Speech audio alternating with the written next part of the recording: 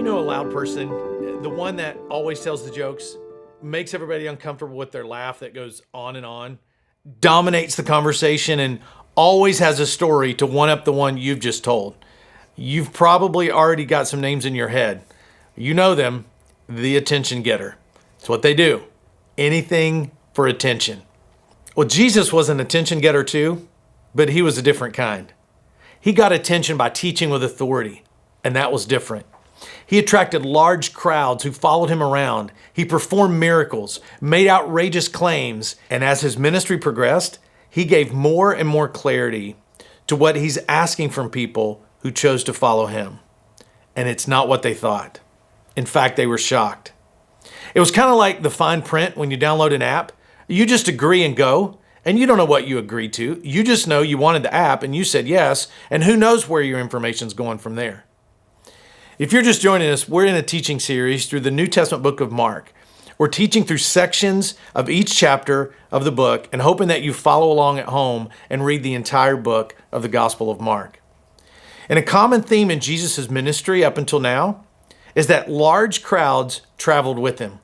I mean, it makes sense. He was performing miracles. He was teaching with authority. He was making outrageous claims.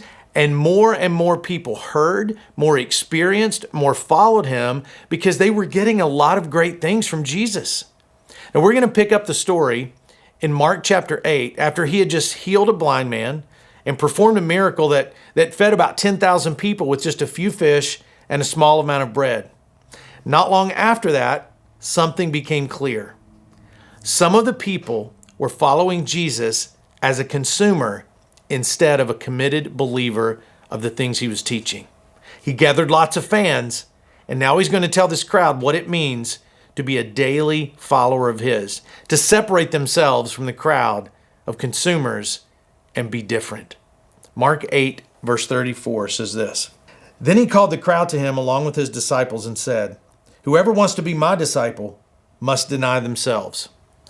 Now that's probably some of the most challenging teaching to come from Jesus so far. What he's saying is this: deny yourself. Now we sort of get that. Deny yourself what you want till you save enough money to get it, and so we wait. Deny yourself eating the entire pack of Oreos when you know you want a dozen instead of just two.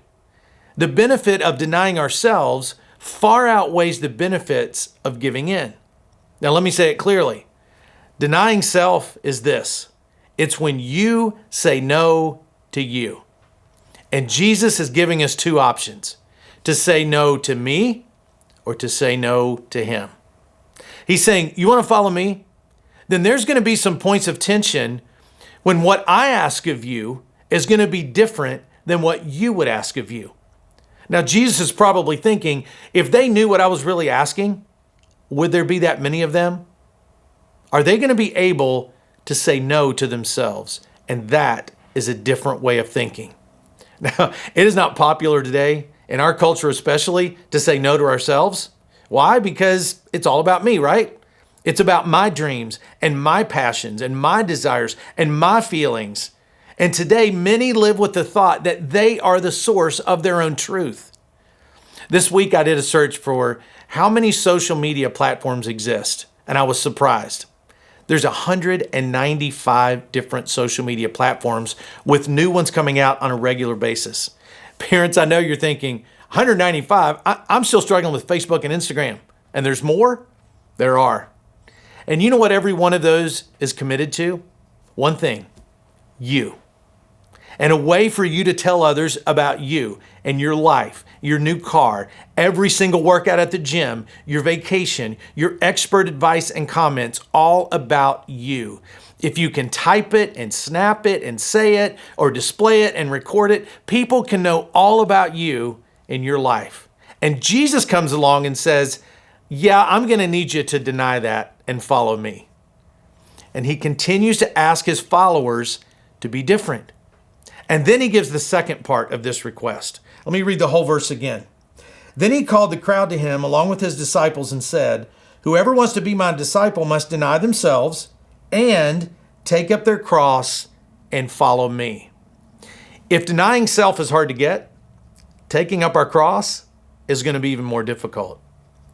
Crosses today are themes in songs or images on the wall or jewelry that might mean something or nothing. In the first century, a cross was different. A cross meant certain death. Now, people listening to Jesus that day, they would have seen the Romans nail people to crosses. And 100% of the people who got nailed to a cross died.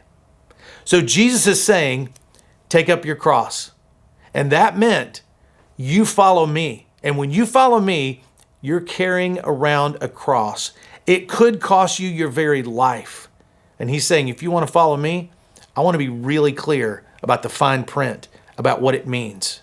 He's saying, following me is going to cost you something. Now, for many, that moment would have been when they said, Jesus, hey, this has been great. We've enjoyed the miracles and all that other stuff, but I think I'm going to have to go now. It's not that we don't believe. We just don't want to say no to ourselves. So we're out of here. There's another episode in Jesus' ministry when teaching got hard like this, and it says that many turned back and no longer followed him. That's where many people decide, I just can't. I'm too much into me to be into the real Jesus. But Jesus had to let them know, following me means following me to the death of yourself. It means saying no to yourself. Now, that's a defining moment of faith for them, and it can be a defining moment of faith for us too. That's where some just say, no, I'm not going to go. And some say yes. And some just make a decision to make Jesus into whatever they want them to be. Have you ever been scrolling social media and seen this written? Be true to yourself. And everybody likes it and celebrates it and says, you go, that's great. But Jesus says, no, deny yourself. And there's the tension. It existed then, and it definitely exists now. And then he hits them with this next verse, verse 35. For whoever wants to save their life will lose it. But whoever loses their life for me and for the gospel will save it. This is a brilliant, thought-provoking thing that Jesus just said. The first part applies to everyone. Everyone will lose their life. How's that for encouragement? But the death rate, you know what the death rate is today? Same as it was then, 1 per person. That never changes. Everybody dies. And if you're taking notes, write this down. I am going to die one day. But that's not the end of the story. Here's what he's saying. That life that you're trying so desperately to save, you're going to lose it anyway in the end. No matter what you do, it's going to end. And Jesus is asking us to give up what we can't keep so he can give us what we can never lose. He's saying, I want you to give me that which you're going to lose anyway. What a deal. Imagine if you live that way. The best way to save your life that you desperately want to keep and you love so much, it's not money, it's not even health. It's giving the life that we're losing more and more of every day to Jesus, who will save us for all eternity. Now, the next challenge to those who were simply consumers of Jesus' ministry comes in verse 36. It says this, what good is it for someone to gain the whole world and yet forfeit their soul? Or what can anyone give in exchange for their soul? What if you had everything you ever wanted? All the income, all the possessions, all the fame, everything. What good is it if you get to the end and you've traded all of that for your soul? Do you know that 97% of Americans believe in heaven? That means a life after this one. What if at the end you've had all you've ever wanted, but you gave up that which will last for eternity? What if you knew that hanging on to and going for everything here meant that you have to give up everything that comes after? See, Jesus is saying, you need to be willing to give up anything in this life so I can give you everything in the next. Now, what about my plans? Well, make plans, of course. We need to do that. We need to make plans. We need to have a bright look on the future. We need to have dreams and goals that we're going after. But God's plan for your future is always better than your best plan for your future. We tend to plan for now. God plans for eternity. And making that shift changes you. It changes how you invest your life. When you make that shift into realizing that what Jesus asked for is for us to give up what we're going to lose anyway, it will change you. When we do that, we deny ourselves and realize that life is about so much more than just me. We'll start investing our time differently. You know, we have a lot of young staff at Lifepointe. When we started 17 years ago, I was one of them. Now I've graduated to a different level. But on a regular basis, I'll tell them, spend time with your spouses, spend time with your kids. What we're doing can wait, and it's not as important as what you can be doing at home. That should make us ask, how do I invest my time? Do I invest it mostly in things that will last? Or am I so distracted by the things that are going to wear out anyway? It also calls us to invest our money differently, because then we don't just gather resources for us. In fact, we gather resources to give first to God. That's why you hear us talk about tithing and being generous, not because the church needs your money, but because God asked you to invest in His kingdom first with the resources He's blessed you with, and then He'll take that gift, that blessing that you have given, and He'll bless your life in ways you could have never imagined. Look, you're going to lose it all anyway eventually. So why not be generous towards God with that which He could take away from you in a moment? See, I don't own anything, even my own life. I simply manage this life and all the stuff He gives me for the one who created it all. Write this down if you're taking notes. You're going to be dead a lot longer than you're alive, so prepare for it. Let me say that again. You're going to be dead a lot longer than you're alive, so prepare for it. I mean, do the math. What makes the most sense? Is it investing in this little bit of life and gaining all that we can in this little piece of time where we're alive on the earth? Or is it investing in eternity, which represents everything after this life? However long eternity is in your mind, it's going to be longer than life where you are right now. Why would I spend everything working here when most of the time I'm going to exist is over here? And that's what Jesus is trying to get us to think about. Not just investing here, but thinking about everything, all of life, all of eternity, and all that He has for us. You're giving up your life anyway eventually. It's unavoidable. Why not give it to the one who can give it back to you and lead it in a way better way than you ever could? Now, I want to be clear. Salvation, being forgiven, redeemed, given new life, that is free. It's free to all who will receive Jesus' love, grace, and forgiveness. He paid for that for you. But following Jesus with your life is eventually going to cost you something. At some point on the journey of following Christ, there will be a conflict of interest, and you'll have to say, if I'm going to follow Jesus, I can't take that job. I can't marry that person. I can't go to that school. I can't hang out with those people. I can't continue with that habit because my allegiance to Christ is higher than anything that's occupying my time on this little bit of space that I'm occupying on earth. Now, the next verse 38. If anyone is ashamed of me and my words in this adulterous and sinful generation, the Son of Man will be ashamed of him when He comes in His Father's glory with the holy angels. Here's what He's saying. There will be a time when all who follow me will need to speak up. They'll need to speak out. They will need to be bold with my words. And given the condition of our world, I can confidently say, followers of Christ, now is the time to be bold. There's never been a greater opportunity for those who follow Christ to speak loving words of truth and grace. Words of truth, they point out what's wrong, what needs to change. And most of the time, words of truth are really hard to hear. But grace, it's what carries us on the journey. It's what carries us through our mistakes. It's what walks with us through our stubbornness and our setbacks. Truth is for all, and we must speak it. And grace is available to all, and we must proclaim it. Someone who just speaks words of truth, they're probably not a very nice person. But when you combine truth with grace, When you combine truth with the grace that allows those who are living wrongly the opportunity to start right where they are, in their mistakes, in their mess ups, and follow Jesus, that is an appealing message. Be bold with the truth and be bold with His grace that saves all of us. But it's going to require thinking less about ourselves and what people think about us, and more about those who need to desperately hear the words of Jesus, even if they don't realize it yet.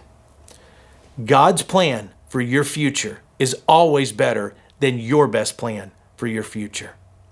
In order for me to adopt God's plan for my future, I'm going to need to change some things, and that's not easy, and that takes time, but it's worth it. Going through life with only our plans will never be what it could be if we accept God's plans for our future. And that's going to take denying ourselves and embracing what He wants for us. What we think is a loss, it's really going to be freedom. And what we think is giving up is really about trading that for what's best. You've probably heard the Aaron Ralston story. It was a movie. It was a great book. In 2003, he went hiking and rock climbing in Utah's Blue John Canyon. Somehow, while he was hiking, he got his arm pinned under a boulder that fell. And he was there by himself, stuck, miles from help. And after a couple of days there, his water runs out. And then he said something drastic to himself. If I'm going to get out of here alive, this arm has to go. So he twists his body until his arm snaps below the elbow. He takes out his pocket knife and he cuts off his right arm just below the elbow. He said it was like sticking his arm into a vat of hot magma. But he also said this, it was a very liberating pain. He then applies a tourniquet, administers first aid, rappelled 60 feet to the canyon floor, walked out, found 2 other hikers, and then was airlifted to a hospital where he walked into the emergency room under his own power. It's such an inspiring story. But can you imagine having to say to yourself, if I'm going to live, this arm has to go? In a later speech, he would say that he didn't lose his arm that day, he gained his life. What an example of denying one thing to get something greater. And what Jesus is saying in this teaching is, if you're going to live a full life, the full life I have for you, the full life I desire and long for you to have, you're going to have to learn to say no to you. You have to be willing to say, God, I'll lose my idea of what I want, and I'll trade it for the ideas and plans you have for my life. When Jesus says, whoever loses life for His sake will find life, here's what I need to be thinking. Is there anything that I need to lose, that I need to cut out of my life? Are there relationships that are bringing you down? Is there a job that consistently keeps you away from your obligations at home? Are there habits that you just can't get past because you enjoy them? May this teaching from Jesus give you the strength to cut it loose today and to leave it behind. May you receive His truth that you need to say no to you. And may you receive the grace that it takes to walk through the process of releasing those things and leaving them behind.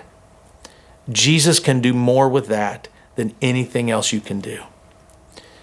Now, having received a teaching like this and hearing what the Scripture says, it can be convicting. And you may be identifying things in your life that you need to leave behind, that you need to cut away. You may be identifying an area of your life where you need to start saying no to you. We want to pray for you about that. Just catch up with us over there in the chat if you are watching this live. Somebody will connect with you and pray with you and listen to you. If you're watching this at a playback time or on demand, simply contact us and we would love to pray for you. Now, some of you, you've just been following Jesus for what you can get. It's time to change that. Start saying no to you and receive all that Christ has for you. If you've never said yes to Jesus and you've just been watching from a distance, let today be the day that you raise your hand, that you let us know and you say, I am ready to receive all that Christ has for me. And then we will guide you through that decision. Thanks for watching today. please continue to read through the book of Mark as we explore this exciting teaching together.